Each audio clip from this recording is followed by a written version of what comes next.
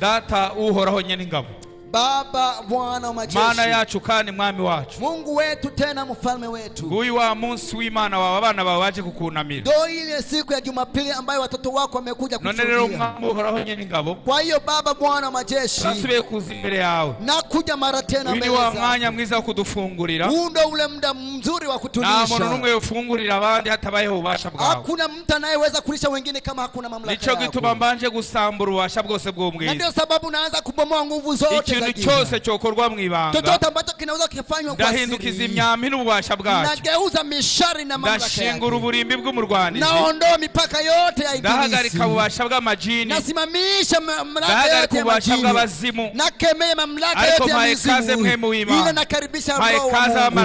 Nakaribisha malaika.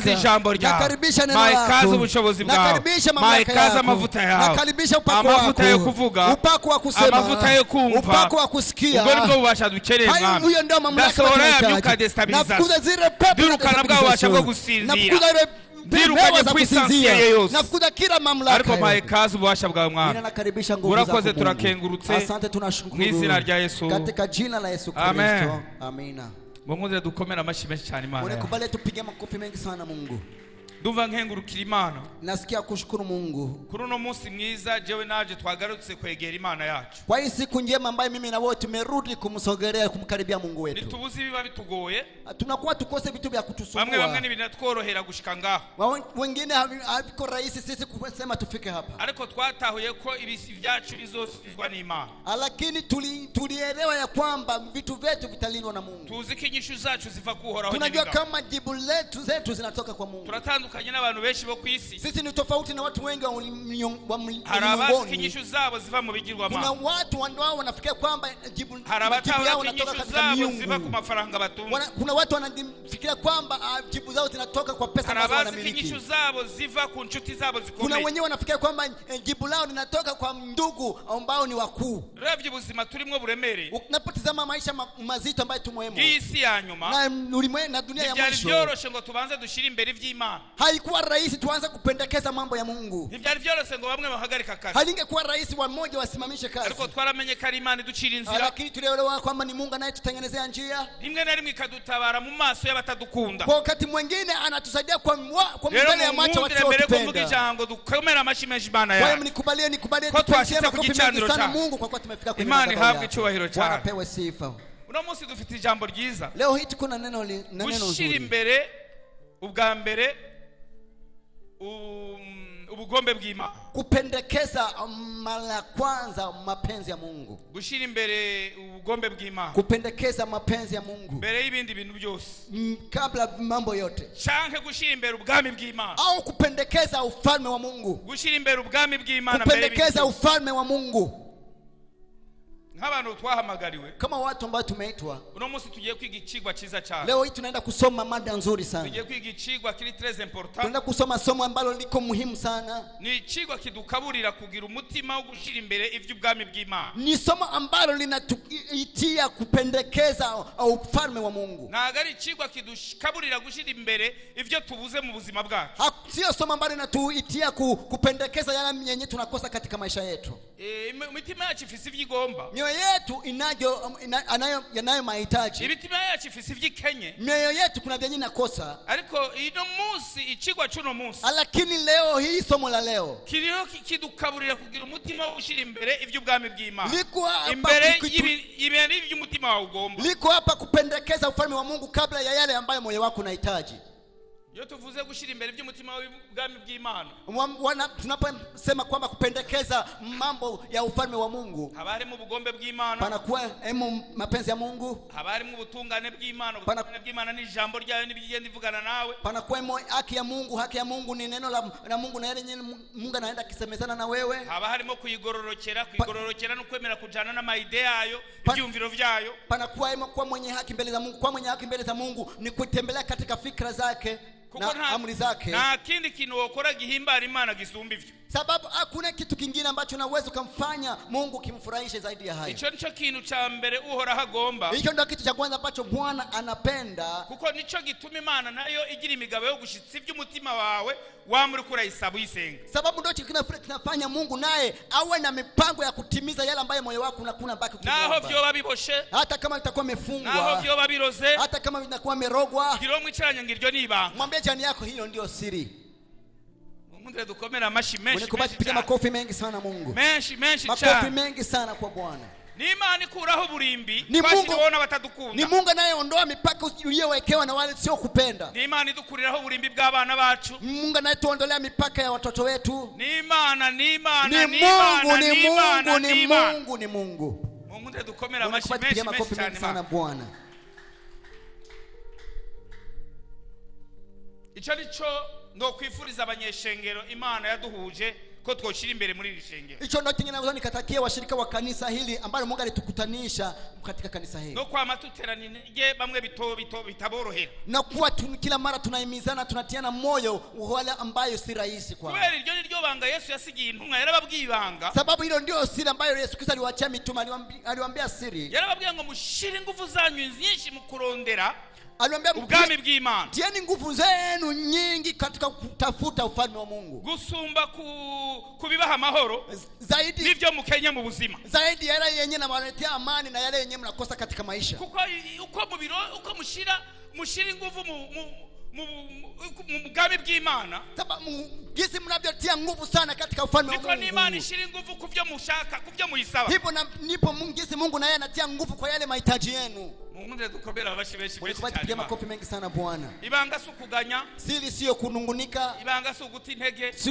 Siri sio kuwa na madhaifu. Kukicho ngicho Satani arakizi. Sababu hicho ndio kenye Shetani anakijua. Ijambo turigarira muri Matayo 6:33 n'umurongo neno lenye tunasoma liko katika kitabu cha Matayo 36. Matayo 6:33.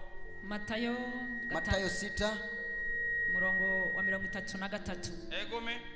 Ariko mubanze mwitwararika ubwami bw'Imana. Bali shughulikieni kwanza juu ya ufalme wa Mungu no kugororoka kwayo. Urumva ico kintu? Unasikia kitu hiki? Mubanze mwitwararika ubwami bw'Imana. Kwanza muanze kujali ufalme wa Mungu no kugororoka kwayo na haki yake. Kugororoka kwayo harimo ibintu bibiri. Katika haki yake kuna mambo mawili. Hariho justice y'Imana, harimo ubutungane bw'Imana. Kuna haki ya Mungu. Ni ibintu biri mu majambo y'Imana. Ni mambo ambayo yako katika neno la Mungu. Ninacho gituma ikintu kiri mu ijambo ry'Imana ni cakunanira. Uzosaba inkomezi ntuzoje mu bagikritika. Na ndio sababu kitu chenye kiko katika neno la Mungu kiona kinakushinda, uombagi nguvu siende kwa wale wenyewe wanafanya kritika. Akarorero, kwa mfano, umuntu ashaka kukurenganya. Mtu anaweza akakuonea, akakugirira nabi. Anakutendea, unafanya vibaya. Kandi ufite ubushobozi nawe bwo kumugirira nabi. Na wewe uko na haki ya kumtendea vibaya. Urafise kwihora.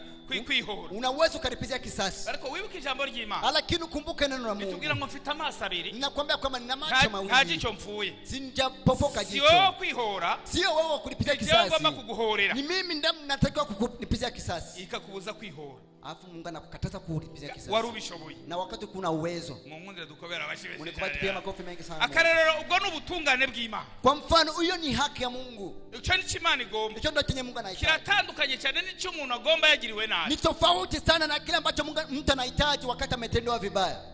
Mungu ndiye dukobera abashibeshe. Unikubati pia makofi mengi sana Mungu. Nukugororoka na haki. Mubanze mwitwararika ubwami bw'Imana nukugororoka. Mwanze kwanza kupambania ufalme wa Mungu na haki. Niho ibyo byose muzobyongera. Urumva nibyo byose mwirirwa mudirira Imana bitazuma ngo muguba musenga nabyo Imana itabyishura. Hapo ndipo na yale yenye mnabaki mkikimbira mkiomba Mungu hataenda bure, mtajibiwa. 34. Nimukiganyire ivyejo. Nimukiganyire ivyejo. Musinungunike kwa ya kesho.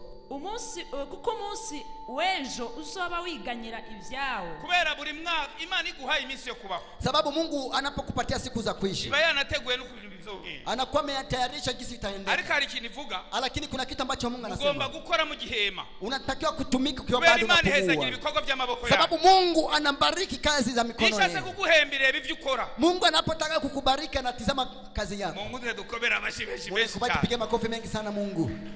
Ariko nikeneye ko wiganyira. Lakini hataki wewe uwe na wasiwasi.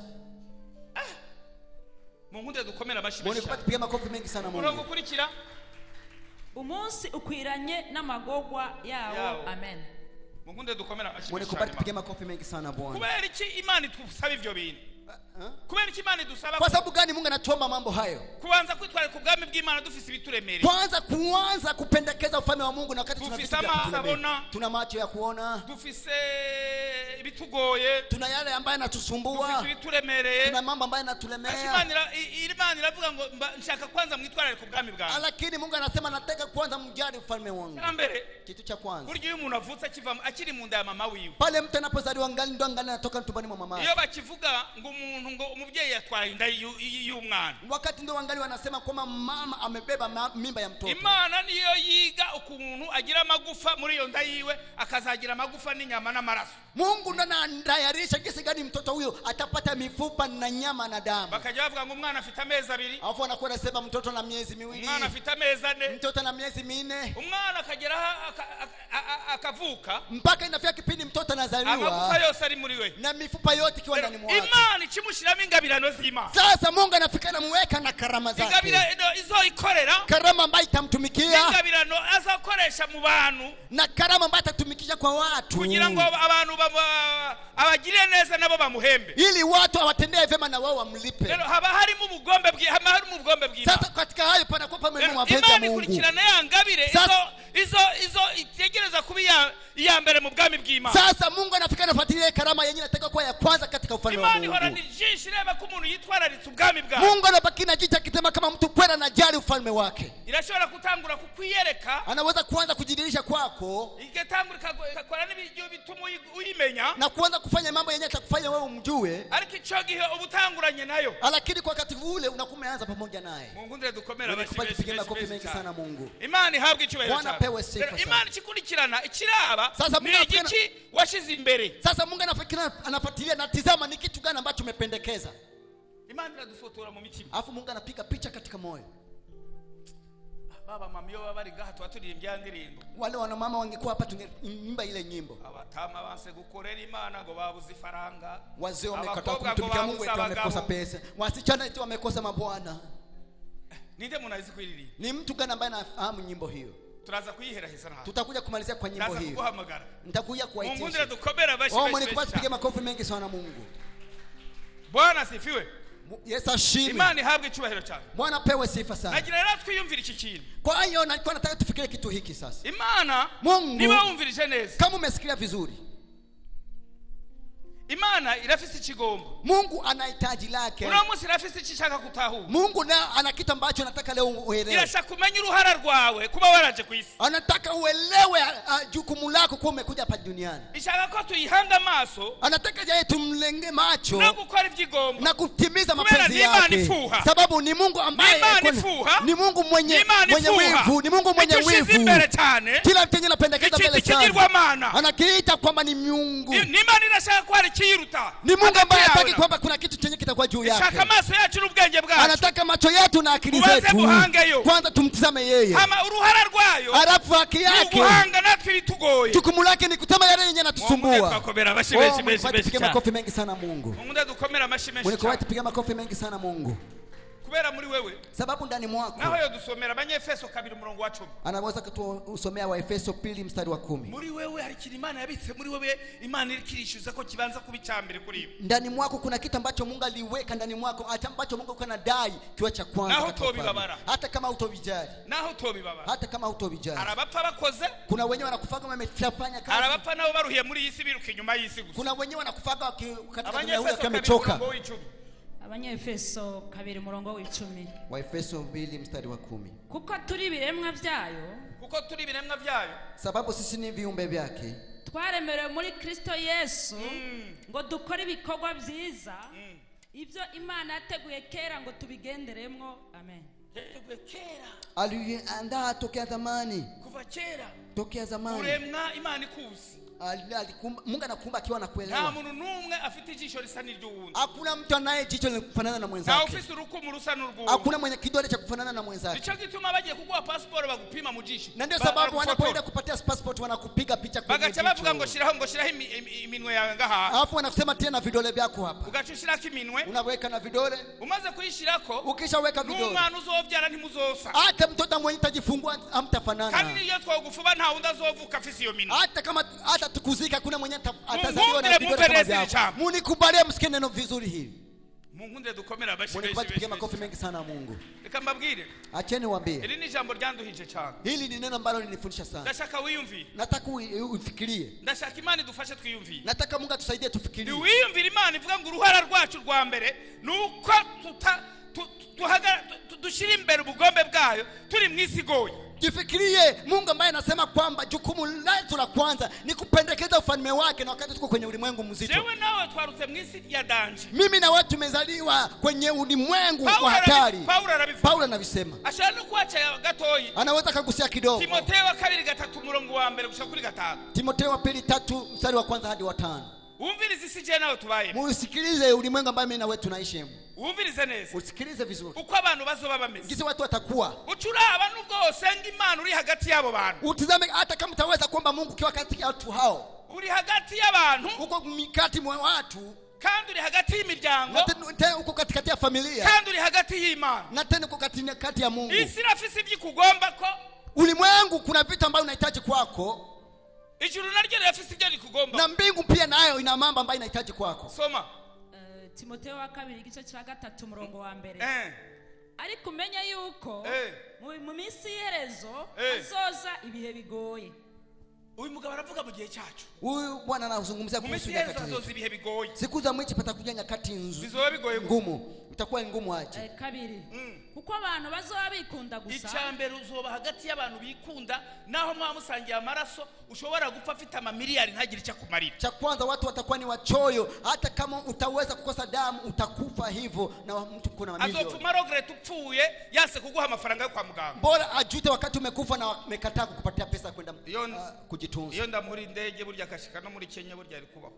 Pale ningemlipia hata ndege afike huko Kenya pale angeweza kuishi. Mungu tugakomera amashimeshi cyane. Mungu kubati pia makofi mengi sana Mungu. Tuzoba turi mwisi abantu bikunda kubera isi remereye atari kubera ari babi kubera ni isi arimo. Tutakuwa katika ulimwengu ambao watu ni wachoyo, sio kwamba ni wao ni wabaya, ni kwa sababu ulimwengu ni mzito, dunia ni mzito kabisa. Bakunda mahera. Ichaka birumviriza neza. Cha pili nisikiliza vizuri. Bakunda iki? Watakuwa ni wakupenda nini? Bakunda iki? Wakipenda nini?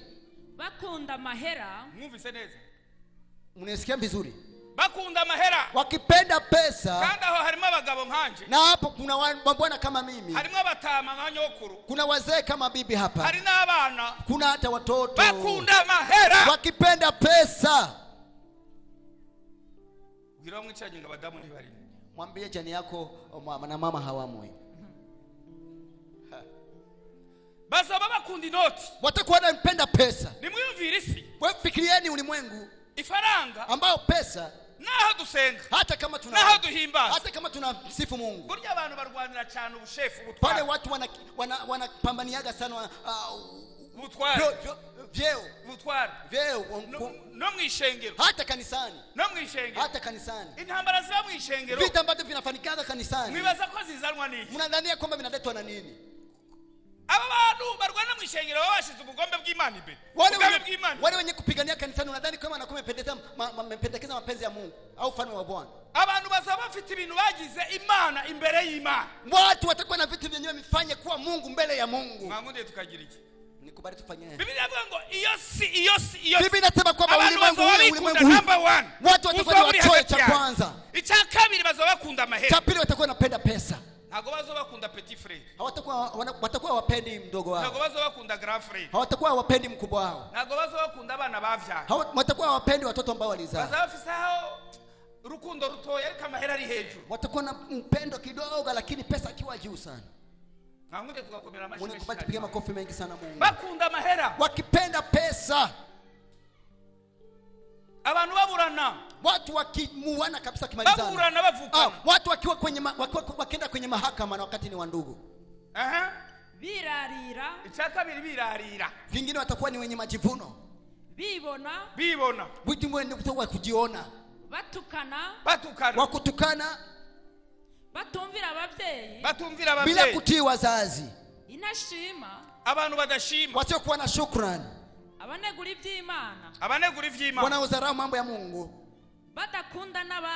badakunda uviriza neza msikiliza vizuri badakunda na babo watakuwa wapende hatu wa kwao mtu mwenye apende hata wa kwao atampenda ariko mwibuke Imana ishirikira dusaba lakini mkumbuke chenye Mungu iko natuomba iradusaba gutangura gushira umutima ku bwami bw'Imana anatuomba kwanza kumweka moyo kwa ufalme wa Mungu na haki yake ariko sasa turi muri iyi si jana lakini tuko katika ulimwengu mimi na wewe niba ubona abantu bakama mafuta ni kama unaona watu wanasenga ntibishurwe watu wanaomba wawajibiwe abantu baririra Imana ntibakore watu wanalia Mungu awafuatilie ni kuna Imana nababwiye katari kajishi reba mu mitima yacu igasanga harimo ibindi bintu twagize Imana ningise Mungu anatizama Mungu niwaambia kama sio kajicho anatazama katika mioyo yetu anatazama anaona kuna vitu vingine ambavyo tumefanya kwa Mungu wibaza ko Imana tubwiye ngo tujye dushikana tutanga madibe tugire gute kuko yashaka amahera unadhani kama Mungu aituambia tu tunatoa sadaka tutoe fungo la 10 kwa sababu alikuwa anataka pesa yashaka rebe urera ubwami bw'Imana n'abakozi b'Imana alikuwa anataka tizame mwenye anainua ufalme wa Bwana na watumishi wa Mungu abikora mukuri mwenye anafanya katika kweli ninde yashize umutima kukugororoka kw'Imana ni nani ambaye ameweka moyo wake kwa haki ya Mungu ni nani ambaye alianzilisha ufalme wa Mungu icyo nico datagomba icyo ndio chenye baba anahitaji ili jambo Yesu yabwiye intumwa neno ambalo Yesu Kristo alimwambia mitume yari ribanga rikomeye alikuwa alimwambia siri kubwa isiraremereye ulimwengu ni mzito ababwira ibanga acha niwaambie siri Shetani akomeza kukaza kamba mwisi anaendelea kukaza kamba katika ulimwengu abantu bikunde cyane watu wajidi kuwa wachoyo sana agafata kamba kaniga gusuma anachukua kamba na kugota zaidi abantu bakunda amafaranga watu wapende pesa kandi abantu ntibabe bagihanurwa na tena watu wasiwe wanashauriwa tena abantu ntibakunde nababo watu wasipende hata wa kwao kamba ya gatatu kajako kamba ya tatu inakuja na yenyewe kaza Satani Shetani kona kaza sana hiyo ndio dunia ambayo mimi na wewe niko natembelea abantu babwiye iby'Imana watu kiambia mambo ya Mungu bafite ishusho yo gukunda Imana wana sura ya kupenda Mungu ariko by'ukuri badakunda lakini kukweli bila kumpenda Mungu nabandanye ubyumve utagira ngo acha endelee usikie banga kuzura hawataki suluhisho wapendi suluhisho barementanya ego batigarura wasiojirudi ingazi wenye hasira badakunda ibyiza wasiopenda mema abaguranyi wasariti birandamuke watu wa kusema tu hivyo abikakisha wenye kujiinua bakunda ibibahimbara bakabituisha Imana abantu bashaka ibibahimbara watu wanapenda mambo ya kuwafurahisha ili jambo livuga ngo tubanze ubwami bw'Imana ntago bibarimo neno hili nambari nasema tuanze upendo wa Mungu habimu ndani mwao nimwumva gahinda k'Imana sikilizeni uzuni ya Mungu Imana yaravuze ivuga amabwirizwa yayo Mungu alisema kitangaza amri zake ndio akagira ikintu na kimwe mundutisha akasema pasiwe kitu chenye kitakuwa juu yangu sababu ni mtu mwenyewe ambaye ndipo watoto kwa jeu hadi kizazi cha 3 na 4 tunafanyia rehema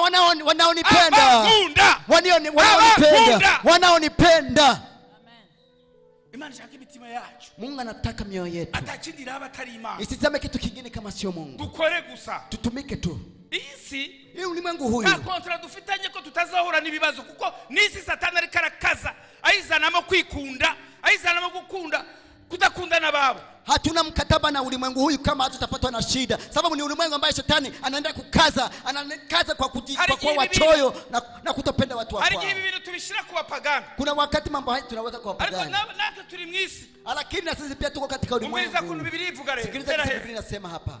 Malizia. 5. Bafise ishusho ya kubaha Imana. Bafise ishusho ya kubaha Imana. Wana sura ya kumheshimu Mungu. Ariko bahakana ubushobozi bwako. Lakini wanakana nguvu zake. Ubushobozi ibona kari faranga. Yeye katika moyo wake anaona kama uwezo au nguvu ni pesa. Umutima moyo kubushobozi arukachika kuri ashika ku chef. Moyo wake unamuonyesha kwamba msaada au mamlaka ni kufika kwenye uongozi. Uko mu burongozi w'ishengero. Niwe kiongozi wa kanisa. Nonzo kora ibinabirya. Hapo ndo utafanya haya na yale. Mungu ndiye dukobera abashibeshi. Piga makofi mengi sana Mungu. Makofi mengi sana. Mungu dukomera amashimesha cyane. Mwone kupiga makofi mengi sana. Bafite ishusho yo kubaha Imana. Wanayo sura ya kumheshimu Mungu. Ora bashaka babasha. Ariko ila warabi bikorwa unapotazama matendo.